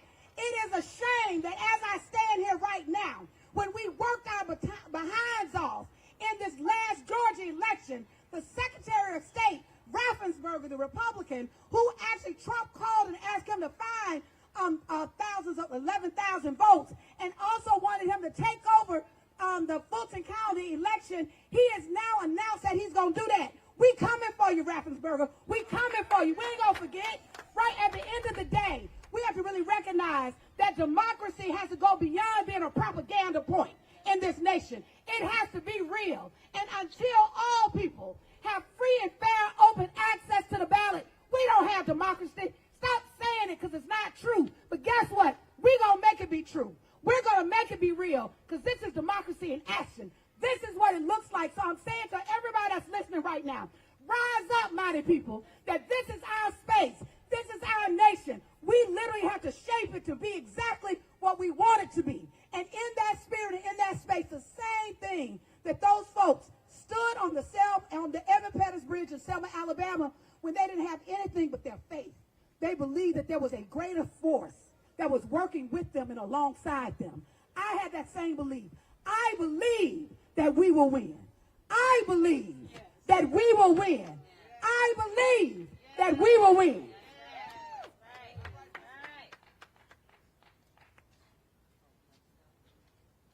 Right. That's right. Let's give it up again for Latasha Brown of Black Voters Matter. They work really, really hard across this nation. So if she says she believes that we will win, we will win. We will win. My name is Tamika Mallory, and I'm one of the 4 co-founders of an organization called Until Freedom. I work for Melanie Campbell and do whatever she tells me to do. Yesterday, 1 year ago yesterday, 87 people led by Until Freedom were arrested together on the lawn of Attorney General Daniel Cameron in Louisville, Kentucky, fighting for justice for Breonna Taylor. We still don't have justice for that sister. However, we started a movement in Louisville around police overhaul, not reform, but overhaul. And many of you know us, my colleague and the other co-founder, Linda Sarsour, is here standing with me today. You know us from our efforts to change policing and the criminal justice system in America. But the great thing about us being here today, standing with all the women who you have heard from, all the organizers that you have heard from, is that while we may come from different areas of expertise, we understand what intersectional movement building means. That's right. Our voting rights are important because without it, we can't have police accountability. That's right. Our voting rights are important and critical because without it, the education fight is in danger. That's right. Every area of our survival is hanging on us being able to protect the right to vote. That's right. Come on. And so each and every person who may feel more passionate about a different issue needs to know that this is the issue of our time. That's right. If we cannot secure our right to go to the ballot box and put people in office who will follow the leadership of the streets, not the suites, but the streets. If we cannot make that decision, then everything we've been fighting for in all the other areas will be for naught. That's right. And so we want to make sure that our movement to protect our right to vote is strong and that everyone knows that you have a place at the table, that this is a table that should be built by all of us and that all of us need to be standing together. I believe that Breonna Taylor would be someone out here with us after seeing and experiencing this movement. She would be with us saying, well, we need the right to vote because if we had a different attorney general, maybe I would have justice. Maybe someone else would have been in office that would not have lied and really played to those people who have been terrorists in our communities. That's what happened. That the Attorney General decided that the people who are against our communities were his friends. And he decided to choose them over a young black woman who was shot to death in her home for no reason. So if you don't understand why voting rights are important, think about Breonna Taylor. And think about all the others who have died and there's been no accountability because many of our elected officials don't have the guts and or the love for black people to stand up and protect our rights. God bless you all. Linda Sarsour, also one of the co-founders of Until Freedom. I mean, Tamika said it all, but I'm just going to say one thing here. There's a term called loyalty. And we at Until Freedom and the movement for voting rights and for civil rights and human rights in America, we are only loyal to our people. We are not loyal to Democrats or Republicans. That's right. And we are here to send a message to our Senate Democratic leadership. I don't want to know what you believe. I don't want to hear about what you believe. I want you to show me what you believe. Show me. I need to see sacrifice. I need to see risk-taking. I need to see you using every tool that you have in the toolbox. Because the Republicans have showed you over and over and over again that they are willing to do everything that they can for hatred, for divisiveness, to be anti-black, to be anti-immigrant, to be anti-LGBTQ, to be anti-women. They show us every day what they are willing to do for the things that they believe in. What we need you to do is do what you're supposed to do. Be leaders. You right now are in the majority, and you need to end the filibuster. And you need to find a way to end the filibuster. Whatever you got, if you got to chain yourself to McConnell's office, if you got to come out to these streets with us, whatever you need to do, That's what you need to do to make sure that we are not going back 50 years. If you want to honor the legacy of Congressman John Lewis, and it bothers me every time when people invoke his name and say we're good trouble and Congressman John Lewis did this. Congressman John Lewis, he literally spilled blood in those streets. He broke bones in the streets to sacrifice for us to stand here today with the right to vote. So if you honor him, come to the streets, put your bodies on the line, and stop talking and start doing.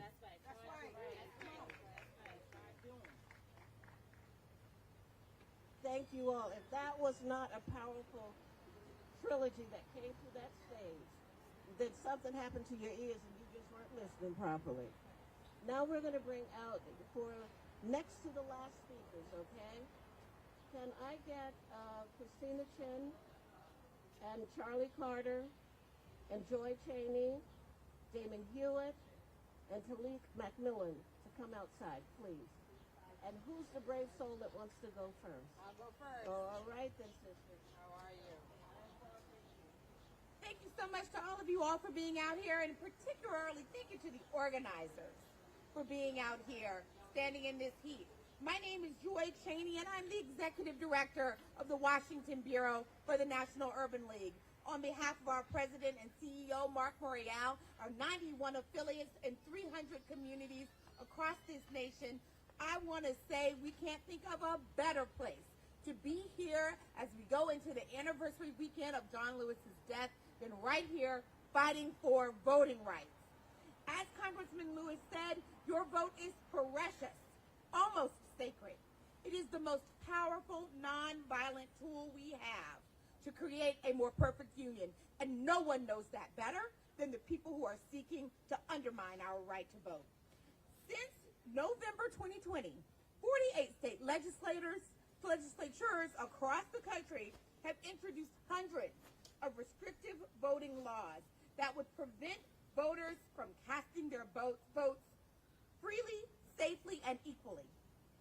And with the Supreme Court just over there, most recent decision to uphold suppressive voting rights provisions in Arizona, this further proves that this moment demands that we fight back from narrow voter access and suppressions to our vote. It is intentional and it is pernicious, the movement that is going across the nation. A few weeks ago, the Senate, where I used to work and was right over there, used the filibuster to block advancement of the For the People Act, failing to protect the most fundamental tenet of our democracy. Thus, right now, the Senate has got to make a decision. Would they rather uphold a remnant of institutionalized white supremacy or to honor the right that is granted to all of us under the Constitution? This is not a partisan issue. This is an American issue. So let us do the very thing that Congressman Lewis taught us, create good trouble, and urge Congress to reform the filibuster and pass the For the People Act and the John Lewis Voting Rights Advancement Act. Our democracy depends on it. Thank you. Good afternoon. My name is Christine Chen, and I'm the Executive Director for Asian and Pacific Islander American Vote. We're a national organization, nonpartisan, that works to mobilize Asian American and Pacific Islanders, or AAPIs, in electoral and civic participation. Since our founding in 2007, we've worked with our partners in 28 states to break the perception that our communities are not interested in voting, but in reality have been excluded from this basic right because of a lack of outreach, language accessibility, and limited options to casting a ballot early. Today, we celebrate playing a part in turning out the highest number of APIs in history to vote in the 2020 general elections. This success was driven in large part by the 73% of API voters who use mail-in and early voting. And in places like Georgia, 85% of API's voters chose to vote early. However, we have been dismayed with the growing number of state voting laws that make it harder to vote. We particularly condemn laws that limit early and mail-in voting. We know how difficult it is also to understand ballots, even for those of us who are English proficient. Mail-in ballots allow our voters to complete their ballot at home while receiving language support from family and friends. These restrictions and eliminations of these options, as well as repressive voting registration efforts will limit API votes, depress turnout, and weaken our community's voice. Let me be clear, laws that strip access to early voting, revoke same-day voter registration, and even criminalize handing out food or drink to voters waiting in line do not protect democracy. They weaken it. Voter ID initiatives put immigrant communities under greater scrutiny based on stereotypical ideas of Asians as foreigners versus Americans who have the right to vote. All this comes as we increase our turnout by historic proportions. Across the country, Asian Americans and Pacific Islanders are testifying, protesting, and organizing to protect our right and freedom to vote. For example, our local partners in Texas are on the front lines as well of combating blatant voter suppression, waiting for over 17 hours to testify against dangerous anti-voter measures. And we stand in solidarity with all of you today. But to succeed, we need Congress to pass For the People Act and the John Lewis Voting Rights Act to ensure APIs, Blacks, Latinos, Native Americans, young and old, all Americans have their freedom to vote protected before it's too late. Thank you. Good afternoon. Thank you for coming out today and during this 90-degree weather. I'm really proud to be here today with so many powerful Black women and our allies, taking action to save our democracy. My name is Charlie Carter. I'm the Executive Director of the Democracy Initiative. We are a unique intersectional coalition of 75 organizations and 45 million members. The DI brings together advocates from civil rights, labor, environment, and faith communities to fight for a more inclusive democracy and to end the Jim Crow filibuster rule. Black women have always showed up for democracy. When our last president nearly set the country on fire, we showed up on election day with buckets and put out that fire.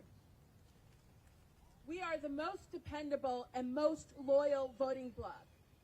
We are here today to let Leader Schumer and our senators know that it's time our loyalty be returned. It's time to end the filibuster, pass the For the People Act, the John Lewis Voting Rights Advancement Act.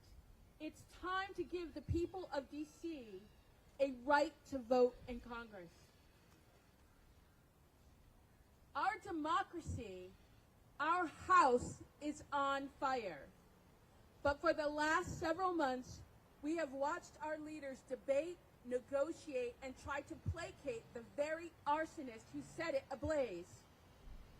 When your house is on fire, you don't hold off fighting the fire to debate the tactics the firefighters will use to put it out. When your house is on fire, you don't stop to ask whether there will be enough water to put out some future fire. When your house is burning, you don't hold off fighting the fire until you can get some of the arsonists to agree to help put it out. You just put out the fire. 2 weeks ago, Minority Leader Mitch McConnell made it clear he would block any attempts to put out the fire. We cannot allow our democracy to be held hostage by Mitch McConnell or that racist relic of white supremacy called the filibuster rule. It's time to end the filibuster. It's time to pass the For the People Act.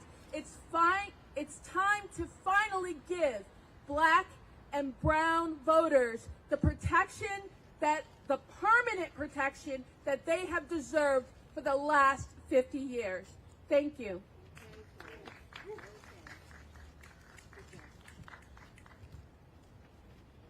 Good afternoon. My name is Tylee McMillan, and I serve as the National Director of Youth and College for the National Action Network. I want to thank the conveners for having us here and Melanie for having us here today. I say to you all today that democracy is under attack.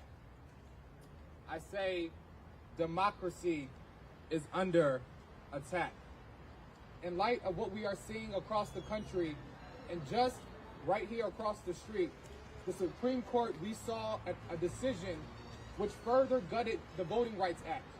At this moment, we need to escalate where we are. We cannot afford to stand still with where we are.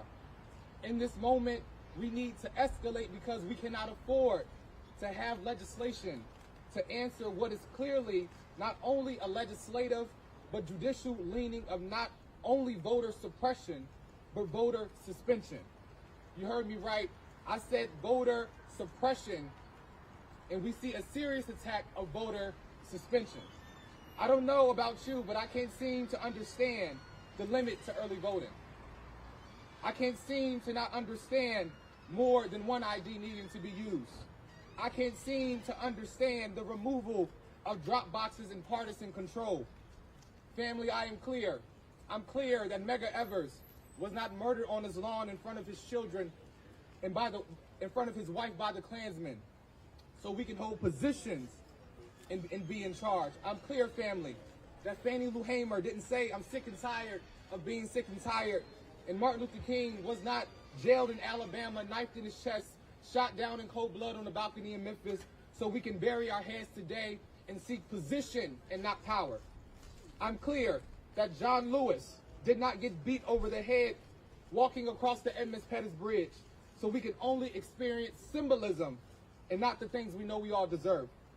We deserve and we demand and we require that from these streets to those seats, that the For the People Act and the John Lewis Voting Rights Advancement Act be passed immediately and put on the president's desk to be signed. We cannot wait. We will not wait.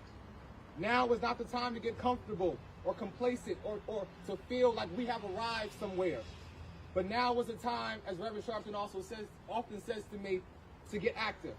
And that is why on August the 28th, we are convening here in Washington, D.C. and all across the country to march for voting rights in collaboration with Martin Luther King III and other coalition partners.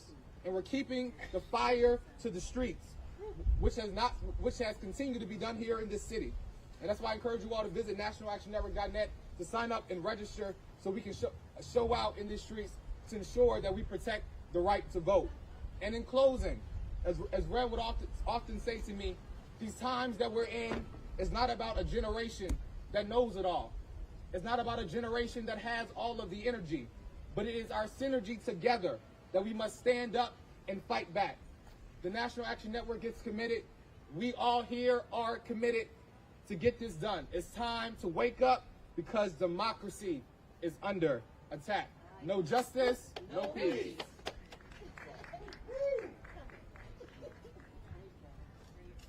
Good afternoon. Damon Hewitt, President and Executive Director of the Lawyers Committee for Civil Rights Under Law.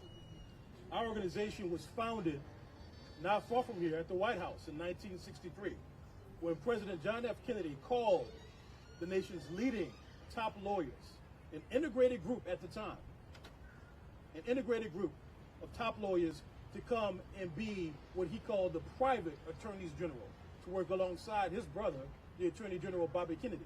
He did it because he knew that we needed people of conscience who had means, who had access, who had legal training to work in service of racial justice, to put your money where your mouth is, to have the walk follow the talk. We've been doing that for almost 60 years. But I'm here to tell you, we filed in the last several years more voting rights lawsuits by far than the U.S. Department of Justice. Through the Election Protection Coalition of nearly 300 organizations nationwide, we have reached millions of voters over the course of the program, and 250,000 voters just last year alone. We mobilized for 45,000 attorney volunteer slots. We filed last year, we participated in over 50 voting rights lawsuits in 1 year, all over the country. But I'm telling you, it's still not enough. The lawyers, the organizers, we can't all do it alone. As the prior speaker said, it is time to wake up, because there's a lot of people pretending here in D.C. and in state houses and all across the country and on certain broadcast networks. People pretending that, well, there's no discrimination. People pretending that, well, it's just a little bit of discrimination, as the Supreme Court said recently in its decision out of Arizona. It's not enough discrimination to really matter. People pretending that, oh, well, it hurts people, but we can campaign and organize our way out of it. No, you cannot. You cannot. We need the lawyers and the litigation. We need the advocacy. But guess what? You have courts, you have community. You also need Congress. Congress has to do its job. Congress must do its job. We're talking here about putting together the pieces of a puzzle. There's not one thing that is going to save us and solve our democracy problem. But what we do know is that if pieces of the puzzle are missing, we will continue to have a problem day in, day out, year in, year out. And it may not be visible to the naked eye, but you know who it's going to matter to? It's going to matter to you when your vote's not counted. It's going to matter to your grandmother when her polling site changes. It's going to matter to your cousin who says, I don't know what to do because they told me I can't vote anymore. I can't vote at all. It's going to matter to the man who stood in line for hours to vote, only to be told later, well, you weren't allowed, so now we're going to prosecute you. This is why we need urgent legislation. This is why we need it now. Because we don't have a level playing field nationwide. We don't have a level playing field in states or even within certain communities. What we have is a takeover of democracy, eroding it at its core. And unless Congress acts, that will continue to happen. I don't want black people, brown people, any people to be exhibit A for discrimination to prove the point after the fact. We know what's been happening. We know what will happen. It's time for Congress to act now. That is our stand. Stand with us. Thank you.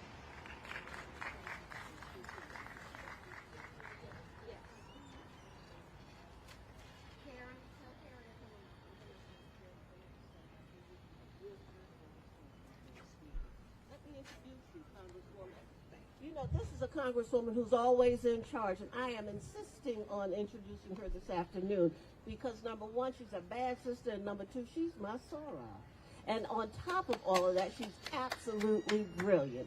Let me bring to you Congresswoman Joyce Speedy, who is a warrior, has been a warrior, and continues to be the warrior that leads the fight for justice. First of all, let me just say thank you to my sister, Crayola, for that, because it takes a warrior, someone who has been in the fight, someone who has fought for our families, for our voting rights, for labor, for the movement. But today I come to say thank you. Thank you for allowing me to join this platform with you. When we talk about black women leaders and allies, voting rights call to action, you see, we're here today because we will continue to come and to stand up to protect our voting rights. We will do this until we pass the John R. Lewis Voting Rights Act. I am the chair of the Congressional Black Caucus, 57 members strong. I know what we have to lose. We have everything to lose, and we need you. We come today with a clarion call and a clarion message.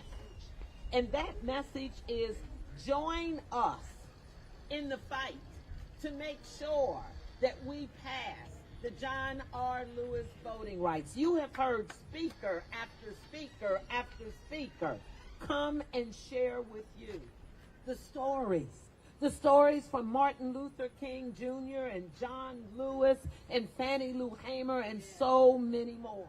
We've heard about people dying. We've heard about people being hosed and the dogs that have come.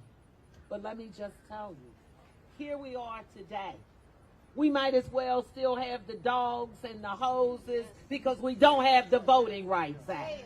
And that's why we need to march in these streets. We need to march as those who were followers of Martin Luther King and John Lewis. We need to march with those who are with the labor movement. We need to march with the brothers and sisters in the LGBTQ community. We need to march with the Black Lives Matter. We need to march with the Panhellenic and the Delta Sigma Theta Sorority Incorporated. We need to come together. Why? We just witnessed what the justices did in that Arizona opinion with Section 2. We know about pre-clearance. I don't have to walk you through it. We know those in those southern states lived through it in 1965 and before. And let me just tell you something. We're living it again in 2021. We know that if we don't stand up for justice, justice won't be received. Here we are, 56 years after the passage of the Voting Rights Act of 1965, still under attack. Still state legislatures are working overtime. Do I need to remind you about Texas? Do I need to remind you of the brothers and sisters who left there to come here and to go other places? Well, let me just say this. Thank you. Thank you to those black leaders for standing up. So if you want to model something, if you want to ask what black folks are doing for the voting rights, then look at what those individuals did in the State House. Look at what we're doing today in the Congressional Black Caucus, joining strong with this movement with black women leaders. Let me just say, we are demanding justice. And it's going to go beyond the hollow grounds we stand on here today. We're going to march across the street. We're going to take over those grounds at the Senate to send them a message. And that message is, we want the John R. Lewis voting rights brought to the Congress. We want it passed in the Senate. We want to march it up to the White House where our president can sign it. If we're going to build back better, what a better way to start than with the John Lewis Voting Rights Act.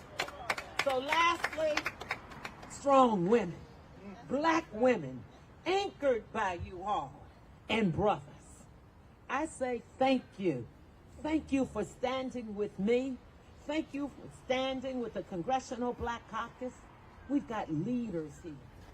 So when you talk to America in your neighborhoods and in your communities, you tell them that the young sisters in the streets stood with us. You tell them the young brother who spoke right before me was out here speaking. So you see, it's not generation. You see, it's every generation.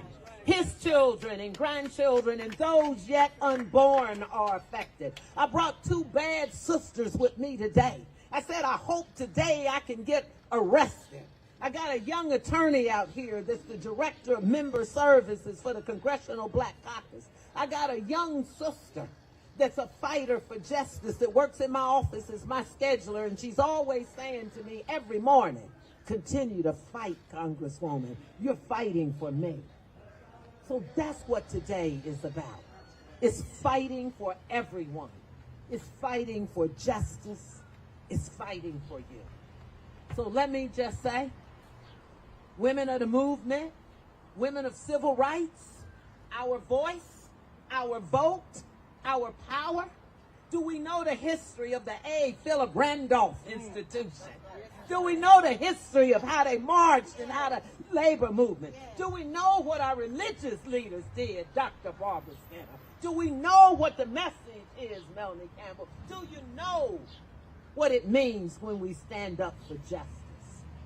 It means we're standing up for you. I'm Congresswoman Joyce Beatty, chair of the Congressional Black Caucus, and I approve this message. Let's go march. Let's go for justice. Let's go let the people know our vote counts. Our vote matters, because the time is now to go get into some good trouble. Good trouble. Yes. Thank you, Congresswoman. So we are ready. We are ready for you to lead us on this next part of this journey called Good Trouble. Good trouble. So we're going to ask all of our leaders who are part of today's Black Women and Allies Voting Rights Call to Action to join us as we continue that call to action towards the U.S. Senate. So, Congresswoman, we can. All right. Yeah. And so we want to thank everyone who was able to come out with us. And so I want to thank my sister Cleola Brown with the A. Philip Randolph Institute, and Dr. Barbara Williams Skinner. If Dr. Skinner, if you could close in prayer as we continue to line up and get ready to do what we need to do. God of justice, righteousness, and truth. God, we call on you now in the name of the psalmist who said, when the laws of the nation fail, what will the righteous do? Well, the righteous are going to go fight. The righteous are going to go march. The righteous are going to appeal to a higher level than our Supreme Court. And when the courts of this nation fail, then we're appealing to you, oh God, the Chief Justice of the High Courts of Heaven, to rain on us, Lord, the power and the strength we need to get the Voting Rights Bill passed. Let people, the For the People Act and the John Lewis Voting Rights Advancement Act be with us now as we go. Strengthen us together, all generations, all races, all backgrounds, working together for this democracy. We pray this in your mighty, precious name. Amen, amen, amen.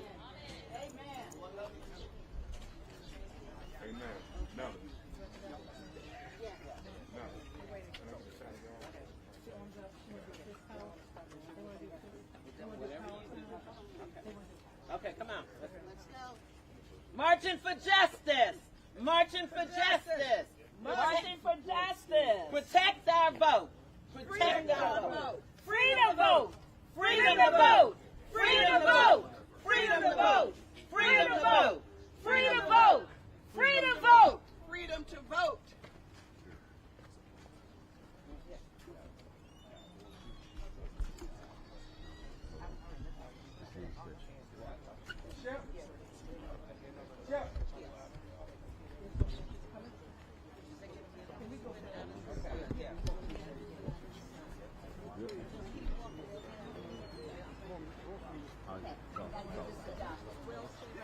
I'm going to be right with you guys. We're following whose direction going. We got staff going. Okay, they following you? I'm going to give us time to line up. So we'll stop right here, right? Stop. Get him out of the building.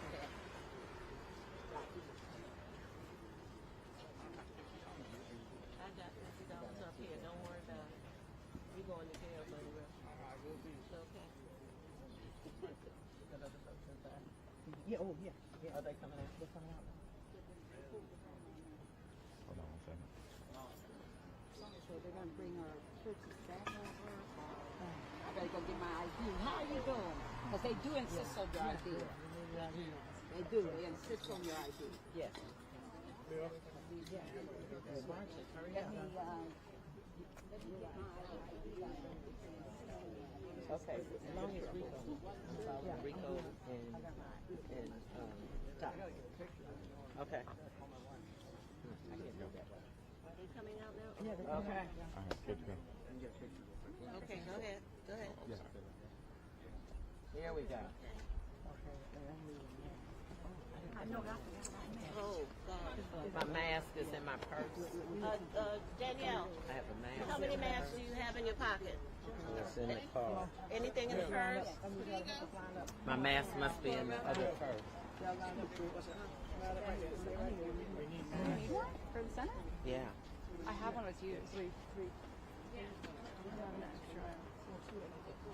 Ask Todd if he has a mask in his car. Is his car? Oh, never mind. I got one. Thank you. I got one. Yes. I think they have some masks. Yes. My sunglasses. Yeah. Okay. I'm sorry. Melanie? Over your other We'll shoulder. put it on when we, I guess, have to. Yeah. Underneath that tree, see it straight ahead. Straight ahead. Straight ahead. Down there by the street.